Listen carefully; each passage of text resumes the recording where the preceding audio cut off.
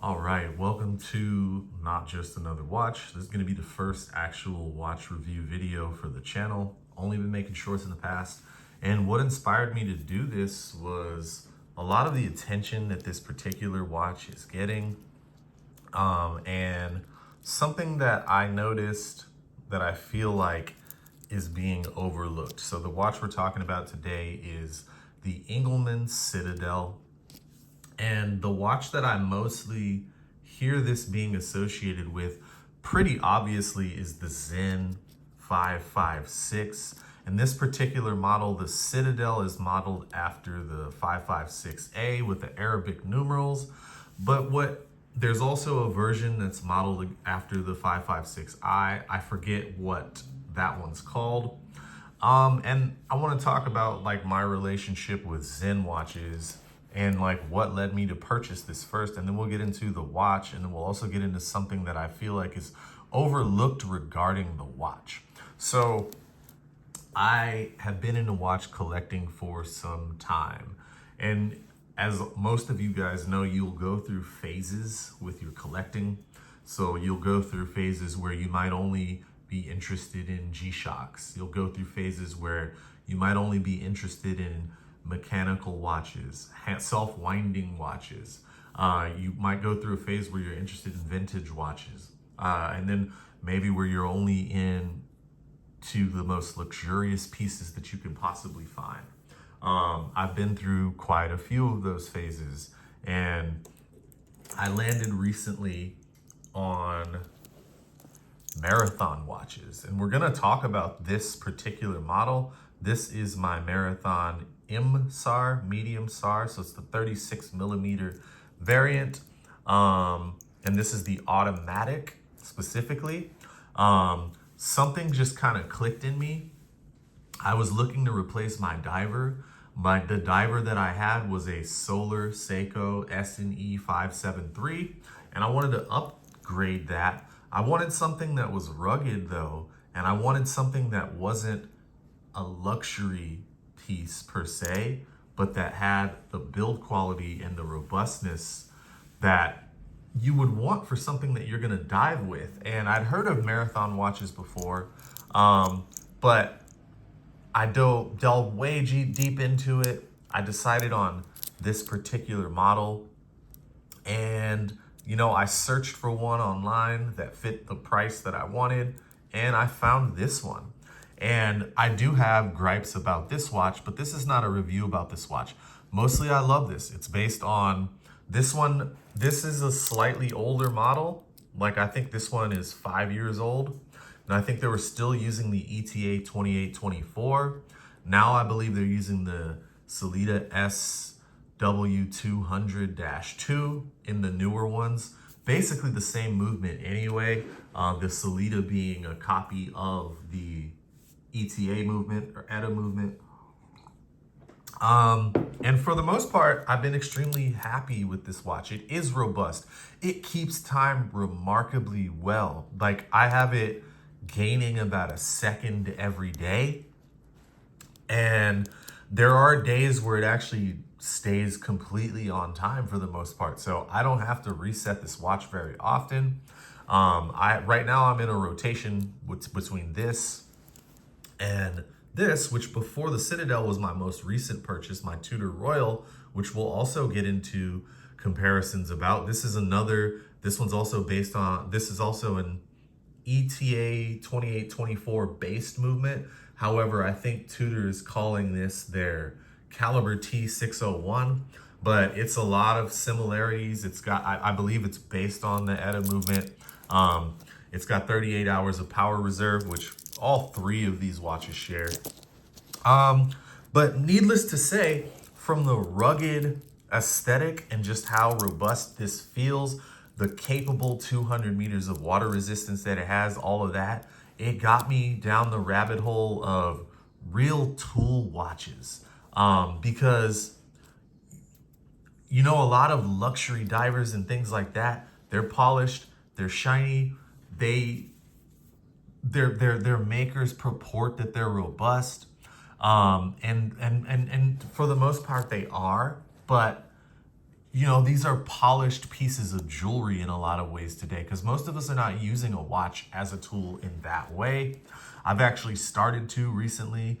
I'm actually in school to become an EMT, and a watch is a tool that you use as an emergency medical technician. So for the first time, I've actually been using the watch as a tool, and that's pretty exciting. But for the most part, watches are basically jewelry. We're enthusiastic about them. But Sinn has this history coming from, obviously, Sinn, who was a maker of gauges for the inside of military planes and things like that, instrument clusters, and then making the Sinn watches. And so Sinn watches, and the 556 in particular, they've been on my radar. But you know, it's not like I have an unlimited budget, and having purchased this and this pretty recently, as well as some other inexpensive watches, it's not like I was gonna be shelling out for the Sinn anytime soon. So when this came out a couple of months ago and I saw people talking about it, I was like, well, this is cool, because everyone says that this watch does what the 556, which is what it's been compared to for the most part, does. And it does it just as well for, you know, the $250 that they're asking for this on the bracelet. And so I decided, you know, I had my eye on a couple 556 eyes. I'm looking at them on eBay and Chrono24, and just keeping an eye on them, seeing if they're still there. They're at a good price point that I wouldn't feel bad about paying for when I have the money or save up the money, something like that. You know, in my actual career right now, sometimes I'm fortunate enough to have an engagement where I'll be paid, you know, a couple grand, a few grand just to go and do this thing for a day. So if I had one recently, if I had another one of those come up, maybe I'd buy the watch, you know. But this one, I thought, when I watched a bunch of the reviews of this, and also the UTC version of this, which I also considered, I thought, okay, maybe I'll pick this up. And everyone is saying that this does like 99% of what that does, and at a fraction of the price. And if I like it, I'll go for the Sinn, you know? And so I ordered it, and this thing showed up, and I had my reservations at first. I was like, there's no way, because the Sinn 556, nowadays, it's up in the, on the bracelet, the Sinn 556A is $1,970. So the price has crept up quite a bit, and this is $250. With the discount that you get on their website, it was like $240. I'll take some videos of the packaging separately so I can show you guys the packaging that it comes in, but let me just say that the packaging this thing comes in is phenomenal. All right, so here's the packaging that the Englemaan comes in. There's also a big box that it comes in, but there's no point in me showing that. It is a decent box, but this is the quick start guide. There's also a polishing cloth. You get a warranty card, which I'm not gonna show, and you get this tool. Now, the Englemaan does not use the same hex system as the Sinn watches, but these are screw-in links, and they're interesting because they advertise that you don't need Loctite for them, but they have like a locking way. And I kind of tested it when I was removing these links from the bracelet. So they screw in, and when you get to a certain point, they're just locked, and like you can't get them out. You have to really, like, to get them past the point where they're screwed out, to pull them out, you have to actually use some force to get them out. And I think that that's awesome. Now, it also comes in this leather case, and when I tell you that this feels extremely premium, like, this thing feels amazing. It's crazy that this is actual leather. It's not fake leather. From what I can tell, it doesn't feel like it. It feels better than some leather items that I have that cost as much as this watch or more. So it's astonishing that a cheap watch like this comes. And I'll talk about my feelings later about why Englemaan is doing this, because I have my own suspicions. But anyway, onto the watch. Like, so it came, and like I said, I had my reservations. Now let's go through what they tout as the specs of this watch, right? So they're very similar to the specs of the Sinn 556.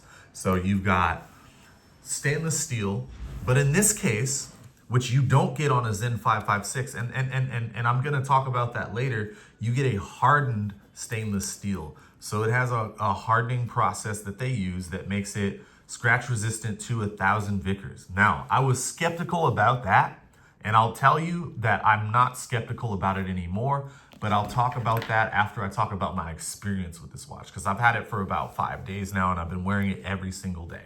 I have on the Tudor today, but this is the first day I've worn it since this came. I haven't been able to take this thing off because it's phenomenal.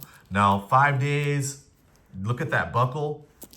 If you look at the buckle on my Marathon, there's all sorts of scratches.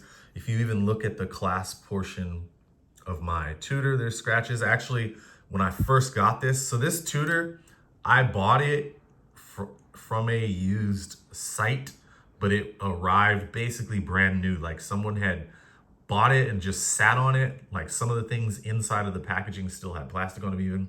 So this scratch is from me. I was actually at a movie theater and a door shut closed on the watch and put these scratches in them. Someday I might get them taken out, but it's my watch. I might not. I don't mind scratches. I'm not one of those people. But needless to say, these things pick up scratches, and especially when you're wearing them as frequently. And I'll tell you what I've been doing in it later when I get to that. So my skepticism about the hardening process is gone. 200, now this is a flat sapphire crystal. It's AR coated, and it's extremely legible out in the sun. I think I have some shots of me wearing the watch in the sun, or I definitely do. And I think you'll be able to see that. Now, I went with, you have different options for the lume. You can choose a blue, and if you choose the blue, then all of the markers, like the Arabic markers and the hour markers, they'll just be this white. But since I chose the green lume, they have this, it's not quite like a faux tinaed color, but you can see that it's kind of greenish now. And I actually prefer this to them being just white. It's going to be a matter of preference for you though. Also, there is a matched date wheel here. And in the lume shot that I show, you'll be able to see that that actually glows as well. It's illuminated. I felt like that is a nice touch. Now on this, the date window is at 4 o'clock instead of 4:30 where it's at on the Sinn. And I actually prefer that because the Sinn's date window to me looks like the date is just off there floating and it's like disconnected from the design of the rest of the dial.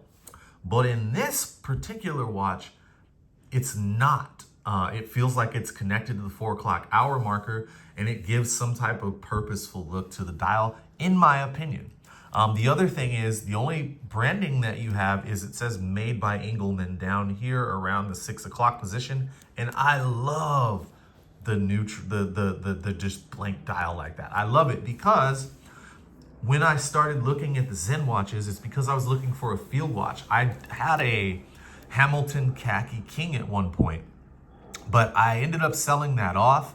And my biggest gripe with that watch was that the watch felt great, but that 50 meters of water resistance and the push-pull crown, I'm just, at the price point that watch is at, I can't excuse a push-pull crown. I'm sorry. I think like this watch shows that at every price point, a watch should have a screw down crown and at least 100 meters of water resistance. Now and also those watches have no AR coating on the Hamilton, and it would get to the point where out in bright sunlight, I live in Southern California, by the way, so pretty much always bright sunlight.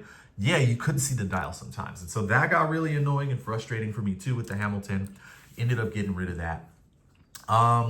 But on the subject of water resistance, this is 200 meters of water resistance.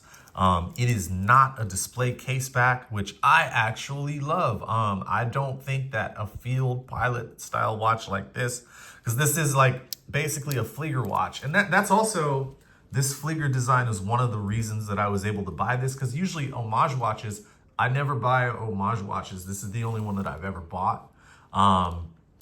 Like even with the Tudor. So before this, I had a Tudor Oyster Prince 34 millimeter in two-tone for a very long time. And the reason I got rid of that and opted to go up to this is because this is more of a unique design. Like, it has Rolex DNA in it, like the Oyster quartz, but I like the steam engine bezel, like the engine turn bezel or whatever, the notches in this bezel. It separates it from the typical fluted bezels that you see on everyone's Datejust. I like this implementation of the 5-link bracelet. It doesn't look like a Datejust. And I just prefer that. It looks like something that's uniquely Tudor. Whereas this is a pretty common Flieger watch design. Now, the H-link bracelet design is totally Sinn. And not H-link bracelets in particular, but this one. And also there's something else on the dial that I'll talk about later when I start talking about what's missed by this. But seems great with the water resistance. I haven't swam in it, but I have bathed in it. So it is a screw down crown. It's very easy to use. Now, the hand winding, it works just fine. It doesn't wind as well as the Tudor Royal, which I wouldn't expect, but it feels actually just as good as it feels to wind the Marathon. So do with that what you will. The date function and everything like that, they all function properly. Now, so all of those claims seem to be in order. I love the crystal.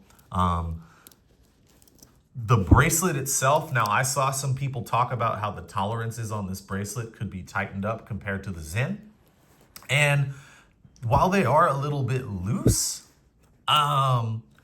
it's nothing that I would write home about. And when you're wearing it, you never notice it. When you're holding it like this, if you rattle it a little bit, you can notice it. But I'll say this, I do own an old Rolex Air King 5500, and this rattle is nothing compared to that. So I wouldn't ding it at all. And when you wear it, it doesn't feel insecure in any type of way. And I, like on my Rolex, well, it's not really mine now. I gave it to my wife, but I was wearing it for about a year, and she begged me for it so much that I just gave it to her when an occasion arrived because she wanted it so badly. And I don't wear it at all anymore, even though she's like, you can wear it. But I'm like, no, that's your watch. I didn't give you the watch for me to wear. It's your watch now. But anyway, that watch's bracelet has a lot more rattle. And anybody who's dealt with older Rolex watches will know. That one's from the 70s. My best friend has an 80s Datejust, and his has got the same things with his Jubilee bracelet. I don't find any issues with this bracelet. In fact, I think it's phenomenal. So let's talk about this bracelet. Their clasp is awesome. The clasp is scratch resistant. I don't have any on the buckle here. I don't have any scratches on this. And I've been skateboarding in it. I actually had to film a video for like a sports drink brand where I was skateboarding in it yesterday. I've been teaching in it, skateboarding, holding a skateboard. No scratches on this thing. Whereas any of my other watches, like I have metal G-Shocks that I skateboard in all the time, stuff like that. They're covered in scratches, mainly on the buckle and on the bracelet from the skateboard or from anything rubbing against it. Nothing with this.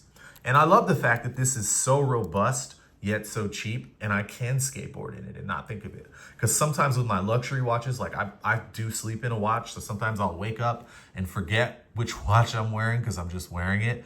And then I'll go skating and I'll realize I was in like the Rolex skating or in not this Tudor, but my other Tudor, the Oyster Prince, or like my Omega Speedmaster Mark 40 Cosmos. I did that a few times. But anyway, back to this, there's micro adjust, on the fly micro adjust. So you push this down and I think you get 5 millimeters of micro adjust, which actually has come in handy because the weather here in LA has been fluctuating from the 60s to the 90s recently. And I've actually had to use this quite a bit. So that's awesome. Now it is a solid case back. It's anti-magnetic. And that will segue into what I think a lot of people are missing about this watch. So online, I've seen it compared to the 556, but I think that what Englemaan has actually done is they've made a watch that in aesthetic compares to the 556, but in features it compares more to the 856, I believe it is. It's either the 856 or the 886, which is another of Sinn's watches. At retail, it's about $3,000. And why do I say that this compares as much to that watch as it does to the 556? Well, if you look on the dial, and this is my biggest gripe with the watch, by the way, there's actually an anti-magnetic logo. I'm going to see if I can get it to focus on my phone. I don't know if I will be able to, but right here, it's the same logo that Sinn uses on their 856 model to advertise the anti-magnetism. Now, you don't get that on the 556. And that is another remarkable thing about this watch and its price point, the anti-magnetism. And the other thing is the coating. So Sinn on their 856, they call it tegimenting. I don't know if that's a strictly Sinn word to use for the process that they use to harden the case. But it makes their watch scratch resistant, and I believe it's resistant to 1,000 hardness Vickers, which is the same achieved with this watch.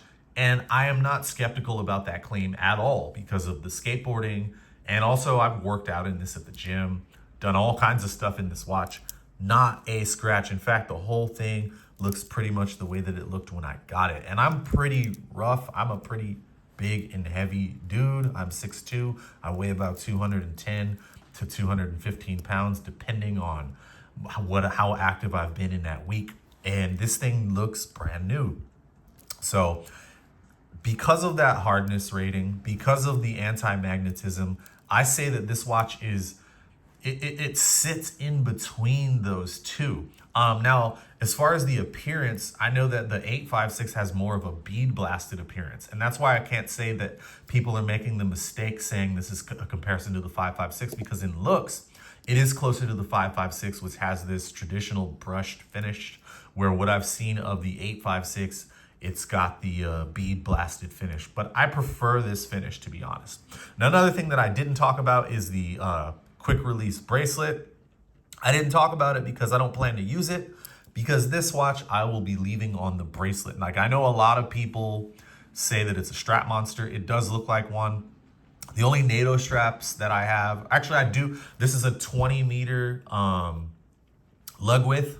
So you can switch it out pretty easily. I do have a NATO strap, a Bond NATO strap that's on my converted Speedmaster Moonswatch. Like, I got a Moonswatch when my wife and I went to Paris. I liked having it and to commemorate our trip. And so I paid Moon Mods, which is a company that will modify your Moonswatch, take the guts of your Moonswatch and transfer it into a metal housing. If you guys want a review on that, let me know. I'll tell you, because I did have some issues. I did end up having to take it to a local watchmaker to have some things corrected with that. But the company actually reimbursed me for what I had to spend. So it wasn't all of a bad experience. But the NATO stays on that because the bracelet that they give you is not very good. And I wouldn't really expect it to be very good for the price that that company charges. This bracelet on the hand is great, and I'm not going to be removing it because I love it. I love the on-the-fly micro adjust. I love that it doesn't scratch. Like, I love that. By the way, I think I forgot to go over the actual dimensions of this watch because I was just geeking out on the specs. So this is a 40 millimeter diameter on this watch, which also, guess which watch is a 40 millimeter diameter? It's the 856, not the 556. The 556 is a 38.5 millimeter. So another way that this compares more to the 856 than the 556, the lug to lug on this one, let me see if I can actually find it. It's 120 millimeters. So you can figure that out if you'd like to. But yeah, um, the loom on this is great also, by the way. And yeah, it's obviously, this is my favorite watch where loom is concerned because it's got the tritium tubes, and so it's always glowing and it's not ridiculously bright because obviously this is meant for military application. So, but the loom on this is probably the best of all of my watches, to be honest, as far as traditional loom that's not tritium tubes goes. Yeah, it lasts, it charges up really, really easily. There's just nothing I would complain about on this watch. The only thing that kind of bugs me is that they took the anti-magnetism logo, but you can't even really see it.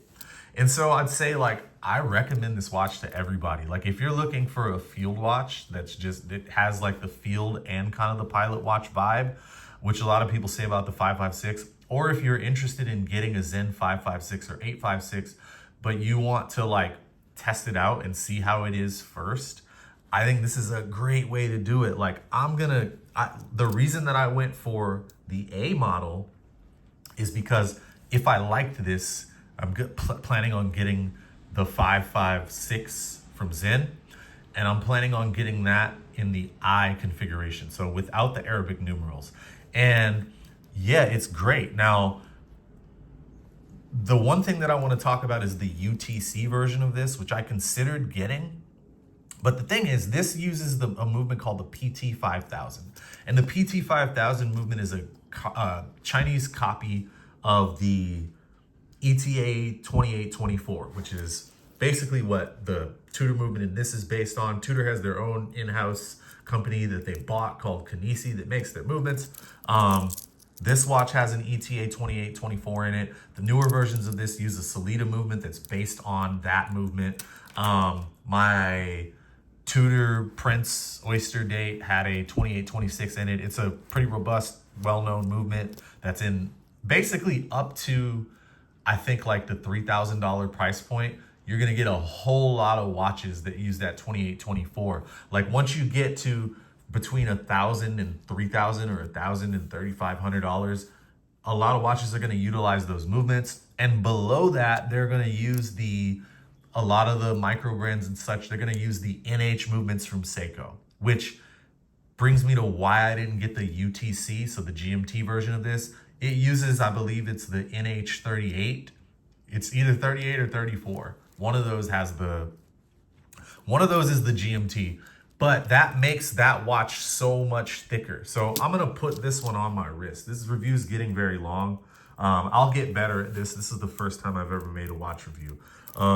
So let's compare the thickness of these two. So it's a Tudor. They're nearly just as thick. The Tudor is, I believe, 10 millimeters thick, which is awesome. My Marathon here, the chunky boy, this is, I believe, 13 millimeters thick. This guy's 11, right? So when I put it on my wrist,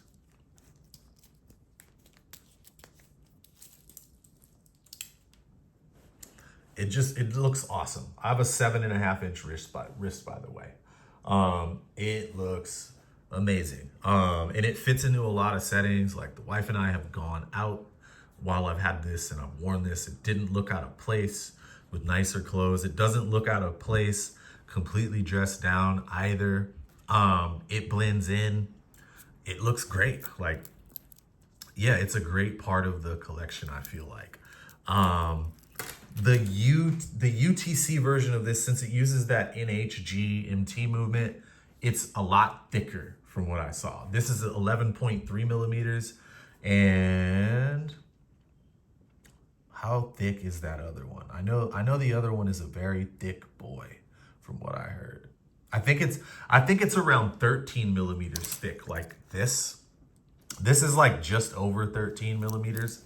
So it doesn't bother me for the type of watch it is, but that is pretty thick. Like, I have hit it on some doorways and things like that. Even though this still looks pretty good.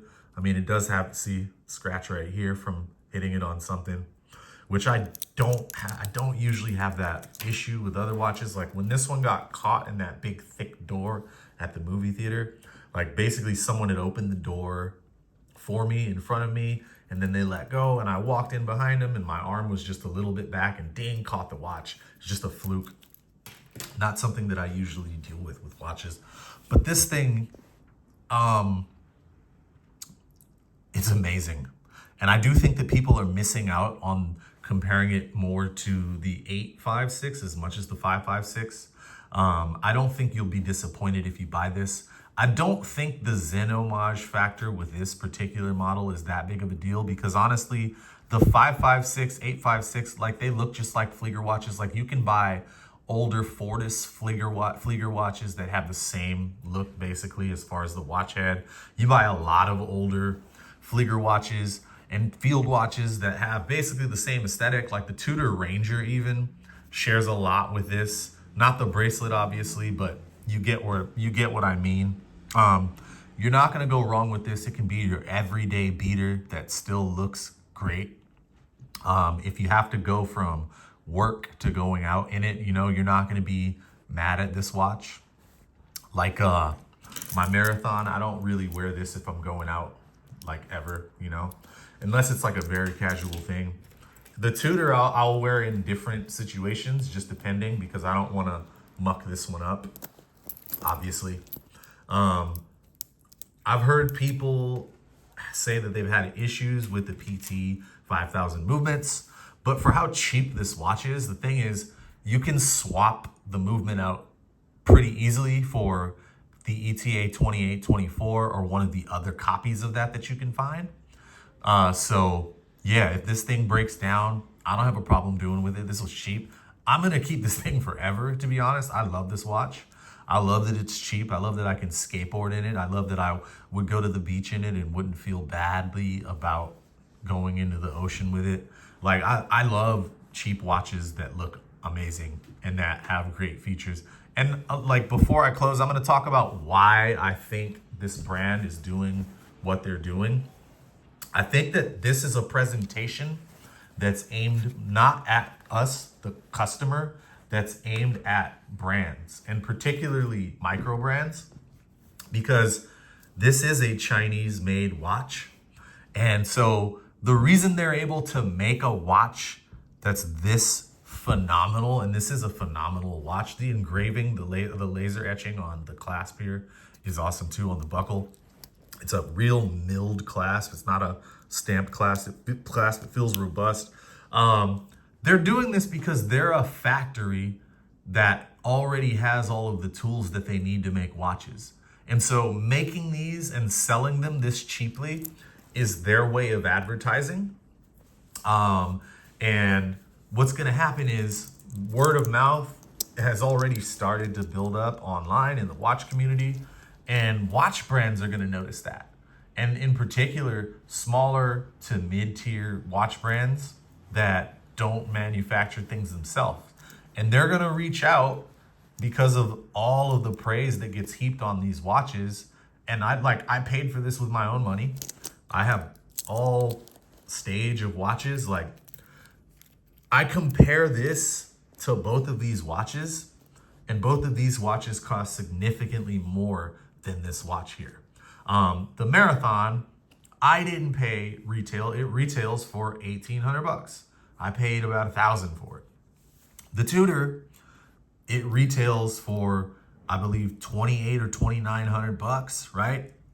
I got a little bit of a discount on this, but you know, the Tudor's finishing is obviously phenomenal compared to the finishing of both of these watches, because this is a luxury watch, and this is also like a watch that blurs that sport dress, you know.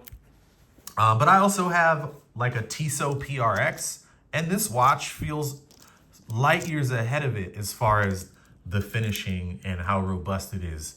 And it costs $250, and it comes with this. It comes with a great tool. They're doing this to advertise what they're capable of to brands.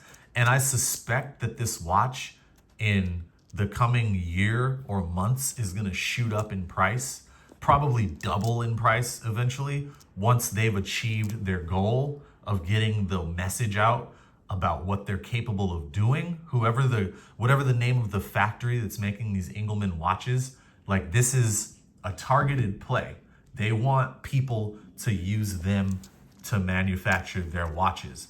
And I wouldn't blame any watch brand, like any watch brand that watches this, like, get your watches made by this company, because the micro brand watches that I've had hands on with,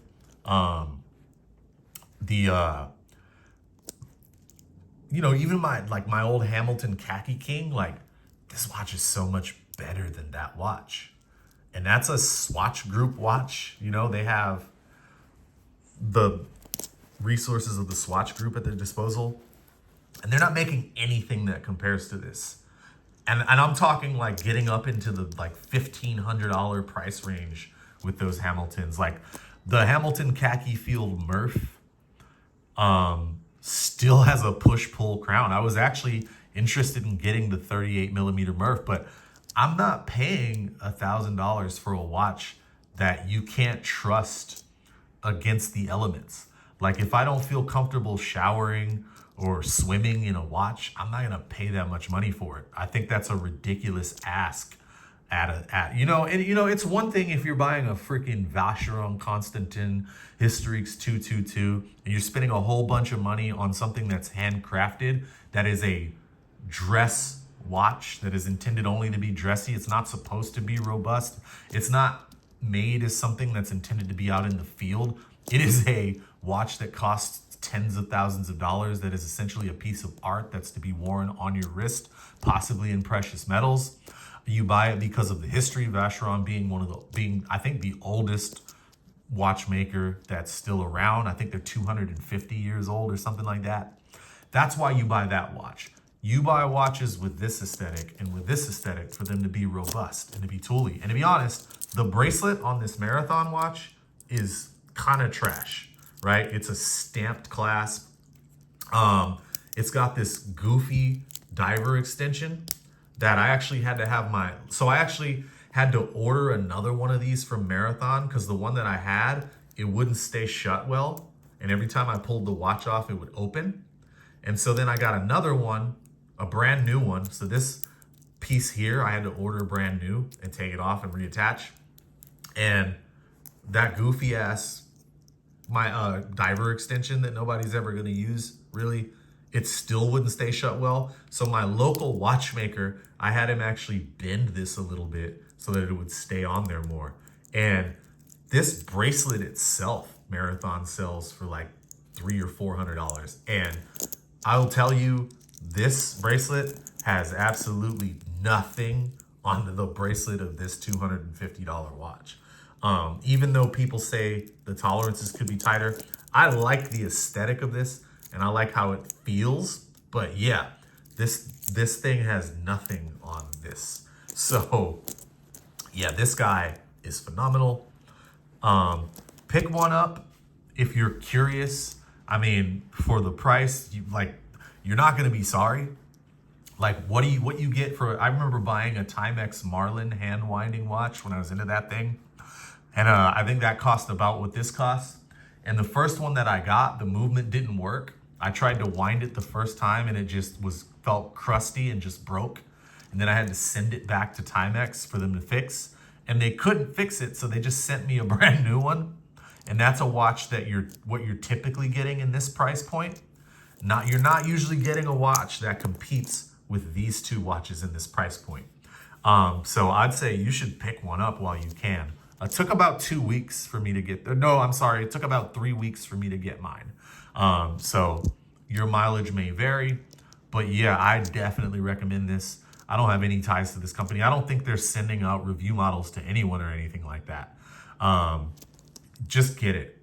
I know there's the other like Milafortic and brands like that. And from what I've seen, like what movements they have and how the watches look and how the watch reviewers that have talked about those talk about them, just get this. If you're looking for this style of watch in this price point and you want something that Honestly, this feels like a watch that'll last me a lifetime. Now, I'm pretty hard on everything, so I don't know if a lifetime is accurate, but I definitely feel like I'll still have this watch in 10 years. I'm not going to get rid of it. It's definitely going to be my field watch. The other field watch that I had was a Vero Watches Smoky, and the brand actually sent it to me to make some videos skateboarding in. And that's a cool watch.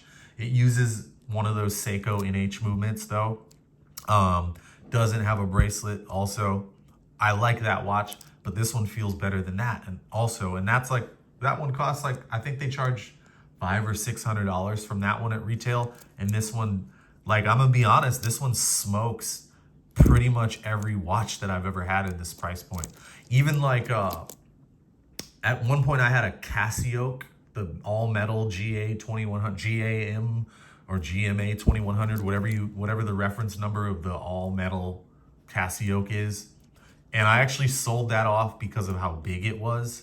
Like the Casio in metal just feels massive, even for my wrist, which is not small. And now I have two metal G-Shocks that are actually, they're actually the G-Shock Square that I converted with AliExpress kits.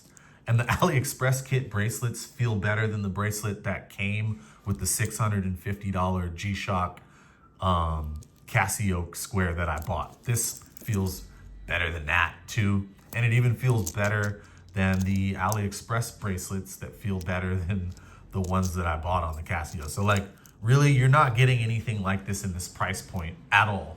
Point blank, period. Just buy it. Thank you for watching my first watch review. I know I did some things out of order. This is the first one that I've ever done. If you want me to review like this watch and this watch, let me know down in the comments. I've also got some other watches that we can talk about. I got some fun ones. I got some, other pieces. Just let me know. Let me know what I could do better. Because yeah, I'm new to this. I just wanted to talk about this. I actually wasn't planning on making full reviews. I just have been using this channel to put up shorts of my watches and like Rolex Submariner that a friend of mine had and things like that. Just make some cool shorts, wrist rolls. But this watch was so good, and I felt like a few things were being overlooked as far as comparing it not only to the 556 but the 856 as well. And so I felt like I'd make a video. So if you made it this far, thank you so much, because I'm sure I've rambled. This is not something that I'm used to talking about. Thank you for being patient and sticking out the whole video if you did. I'll leave a link to where you can find this watch in the description.